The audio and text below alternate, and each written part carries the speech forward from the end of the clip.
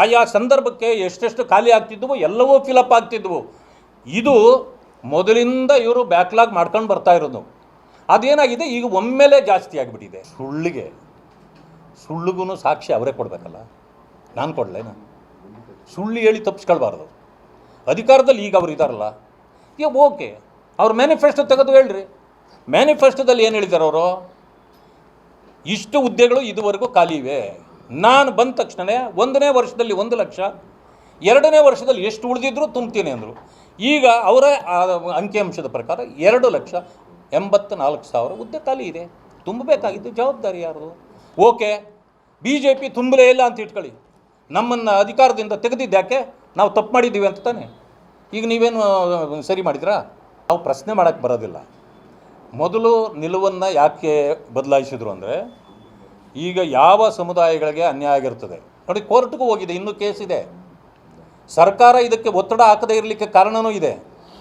ಇದರ ಬಗ್ಗೆ ಅವರಿಗೆ ಕಮಿಟ್ಮೆಂಟ್ ಇಲ್ಲ. ಒಳ ಮೀಸಲಾತಿ ಆಗಲೇಬೇಕು, ಈ ಜನಾಂಗ ಉದ್ಧಾರ ಆಗಲೇಬೇಕು ಅನ್ನೋದು ಸರ್ಕಾರಕ್ಕೆ ಕಮಿಟ್ಮೆಂಟ್ ಇಲ್ಲ. ಇದ್ದಿದ್ದರೆ ಅದನ್ನು ಬೇರೆ ರೀತಿಯಲ್ಲಿ ಅವರು ಪ್ರದರ್ಶನನೇ ಮಾಡ್ತಿದ್ರು. ಈಗೇನಾಗಿದೆ, ಕೋರ್ಟಲ್ಲಿ ಕೇಸ್ ಹಾಕ್ಬಿಟ್ಟಿದ್ದಾರೆ ಅಲಿಮಾರಿಗಳು ಹೋಗಿ. ಎನಿ ಟೈಮ್ ಅದು ಸ್ಟೇ ಕೊಟ್ಬಿಡ್ಬೋದು. ಅದರಿಂದ ನಾವ್ಯಾಕೆ ರಿಸ್ಕ್ ತೊಗೋಬೇಕು? ಅದನ್ನು ಬಿದ್ದಿರಲಿ, ಅದೇ ಅವ್ರ ಉದ್ದೇಶ.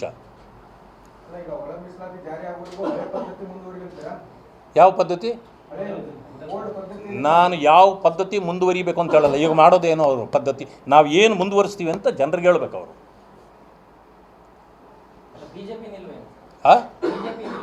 BJP ನಿಲುವು ಜನರಿಗೆ ಅನುಕೂಲ ಮಾಡ್ತೀನಿ ಅನ್ನೋ ಹೆಸರಿನಲ್ಲಿ ಜನರಿಗೆ ಅನಾನುಕೂಲ ಮಾಡಿದ್ದಾರೆ. ಅದನ್ನು ಯಾವ ರೀತಿ ಸರಿಪಡಿಸ್ತೀರಿ ಅಂತ ಹೇಳಿ ಅಂತ ನಾವು ಅವರಿಗೆ ಪ್ರಶ್ನೆ ಕೇಳ್ತೀವಿ.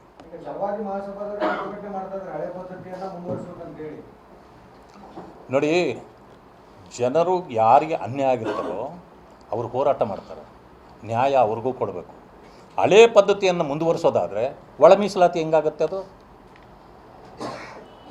ಒಳ ಮೀಸಲಾತಿ ಇಲ್ಲ ಅಂತಾಯಿತು ಅಂದಮೇಲೆ ಇಷ್ಟು 2 ವರ್ಷಗಳ ಕಾಲ ಈ 2,84,000 ಹುದ್ದೆಗಳನ್ನು ತುಂಬದೆ ಇವ್ರ ಹೆಸರು ಹೇಳ್ಕೊಂಡು ನೀವು ಎಲ್ಲ ಜನರಿಗೂ ಮೋಸ ಮಾಡಿದ್ರಲ್ಲ, ಇದಕ್ಕೇನು ನಿಮ್ಮದು ಉತ್ತರ? ಕಾಂಗ್ರೆಸ್ನ ಉತ್ತರ ಏನು? ಅವ್ರಿಗೆ ಆಗಿದ್ದ ಅನ್ಯಾಯನ ಯಾಕೆ ಕಟ್ಕೊಡ್ತೀರಿ? ಈಗ ಏಜ್ ಬಾರ್ ಆಗಿ ಸುಮಾರು ಜನರು ಆಚೆ ಹೋಗ್ಬಿಟ್ಟಿದ್ದಾರಲ್ಲ, ನಿಮಗೆ ಗೆರೆ ದಾಟಿಬಿಟ್ಟಿದ್ದಾರಲ್ಲ, ಅವ್ರನ್ನ ಹೊರಗಡೆ ಒಳಗೆ ಮತ್ತೆ ಕರ್ಕೊಂಡು ಬರ್ತೀರಾ? ಅಲ್ಲ, ಆ ಅಡಿಯಲ್ಲಿ ಏನು ಸಡಿಲಿಕೆ ಮಾಡಿದಾರೋ ಅದನ್ನು ಮೀರಿ ಆಗೋಗಿದೆ. ಈಗ ಕೆಲವರು ಅದನ್ನು ಮೀರಿ ಆಗೋಗ್ಬಿಟ್ಟಿದೆ. ಈಗ ಅವರು ಏನು ಮಾಡಬೇಕು? ಅವರು ಅನೇಕ ಸಮಸ್ಯೆಗಳು ಈಗ ಬರ್ತವೆ. ಇದಕ್ಕೆ ಮಾನ್ಯ ಮುಖ್ಯಮಂತ್ರಿಗಳು ತಮ್ಮ ನಿರ್ಧಾರವನ್ನು ಜನರಿಗೆ ತಿಳಿಸಬೇಕಾಗಿದೆ. ಈಗ ಒಳ ಮೀಸಲಾತಿ ಘೋಷಣೆ ಮಾಡಿದಿರಿ, ಆ್ಯಕ್ಟ್ ತಂದಿದ್ದೀರಿ, ಸಹಿನೂ ಯಾಕೆ ಮಾಡಿಸಿದ್ದೀರಿ? ಹಾಗಾದರೆ ಸಹಿ ಮಾಡಿಸಿದ ಮೇಲೆ ಇವಾಗ ನೀವು ಅದನ್ನು ಜಾರಿಗೆ ಕೊಡಬೇಕು. ಕೊಡಿ. ಮತ್ತೆ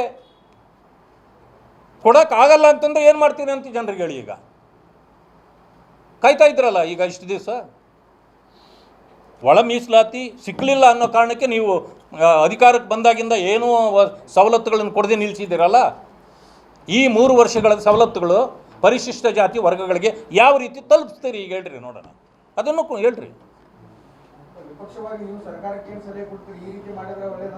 ನೋಡಿ, ಇದು ಸಲಹೆ ಕೊಡುವಂಥ ಅಂಶ ಅಲ್ಲ. ಇದು ಆಗ್ರಹ ಮಾಡ್ತಾ ಇರ್ತಕ್ಕಂಥದ್ದು. ನೀವು ಮಾಡಿರ್ತಕ್ಕಂಥ ಅನ್ಯಾಯಕ್ಕೆ ನೀವು ಯಾವ ರೀತಿ ಶಿಕ್ಷೆ ಅನುಭವಿಸ್ಬೇಕು ಹೇಳ್ರಿ. ಇಲ್ಲ ಅಂತಂದರೆ ಅವ್ರಿಗೆ ಯಾವ ರೀತಿ ಆದ ಅನ್ಯಾಯವನ್ನು ತುಂಬಿಕೊಡ್ತೀರಿ ಅಂತೇಳಿ ಪರಿಹಾರ ಕೊಡಬೇಕು. ನೀವು ಅಧಿಕಾರದಲ್ಲಿದ್ದೀರಿ, ಪರಿಹಾರ ಕೊಡಬೇಕು. ಅದೇ ಯಾವ ರೂಪದಲ್ಲಿ ಕೊಡ್ತೀರಿ ಅಂತೇಳಿ ನೋಡಿ. ಈ ಸರ್ಕಾರಕ್ಕೆ ಸಲಹೆ ಏನು ಪ್ರಯೋಜನ ಆಗಲ್ಲ. ನನ್ನ ಆಗ್ರಹ ಈಗ ಇರ್ತಕ್ಕಂಥ ಈ ಪದ್ಧತಿಯನ್ನು ಸರಿಪಡಿಸಬೇಕು. ನೀವು ತಪ್ಪು ಮಾಡಿದ್ದೀರಿ. ಮೊದಲನೇದಾಗಿ ಪರಿಶಿಷ್ಟ ಜಾತಿ ವರ್ಗಗಳ ಕ್ಷಮೆ ಕೇಳ್ರಿ. ಅದಾದ ನಂತರ ಅಭಿವೃದ್ಧಿ ಶೂನ್ಯ, ಇಷ್ಟೆಲ್ಲ ಸಮಸ್ಯೆಗಳ ಮಧ್ಯದಲ್ಲಿ ಅಭಿವೃದ್ಧಿ ಮಾಡಿಲ್ಲ, ಜನರ ಸಮಸ್ಯೆಗೆ ಅವರ ಕ್ಷಮೆ ಕೇಳಿ.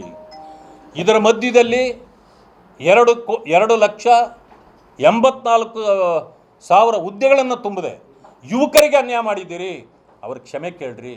ಅಂದರೆ ನನ್ನ ಸರ್ಕಾರ ಫೇಲೂರ್ ಸರ್ಕಾರ. ಈಗ ನಾನು ಸರಿ ಮಾಡ್ಕೊಳ್ಬೇಕಾದ್ರೆ ನನಗೆ ಸಲಹೆ ಕೊಡ್ರಿ ಅಂತಾದ್ರೂ ಜನರನ್ನು ಕೇಳಲಿ, ಆಗ ನಾವು ಸಲಹೆ ಕೊಡ್ತೀವಿ.